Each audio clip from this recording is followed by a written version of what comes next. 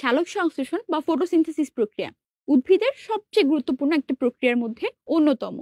তো এই যে প্রক্রিয়াটা, সেটা উদ্ভিদের কোথায় ঘটে? এই প্রশ্ন যদি আমি করি, তাহলে তোমাদের এক একজনের উত্তর এক এক রকম হবে।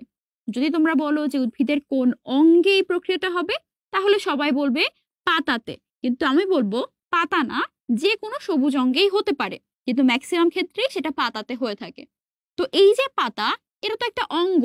এর একটা স্পেসিফিক টিস্যুর কথা যদি জিজ্ঞেস করি, তাহলে সেই টিস্যুটা হবে মেসোফিল টিস্যু। এটা কি? এই যে উদ্ভিদের একটা পাতার আমি যদি সেকশন দেখতে চাই মাইক্রোস্কোপের নিচে, তাহলে উপরের দিকে এপিথেলিয়াম আছে, নিচের দিকেও এপিথেলিয়াম আছে।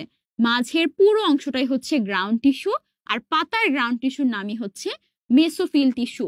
এই মেসোফিল টিস্যুর যে কোষগুলো, সেই কোষগুলোর মধ্যে প্রচুর পরিমাণ ক্লোরোপ্লাস্ট নামক অঙ্গাণু থাকবে।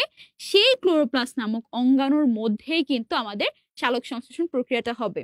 অর্থাৎ সালোক সংশ্লেষণ কোথায় ঘটে, এই প্রশ্নের উত্তরে যদি একটা অঙ্গের কথা বলতে হয়, সেটা হবে সবুজ অঙ্গ, যেমন পাতা। টিস্যু হলে উত্তর হবে মেসোফিল টিস্যু, আর অঙ্গাণুর কথা বলতে গেলে উত্তর কিন্তু হবে ক্লোরোপ্লাস্ট।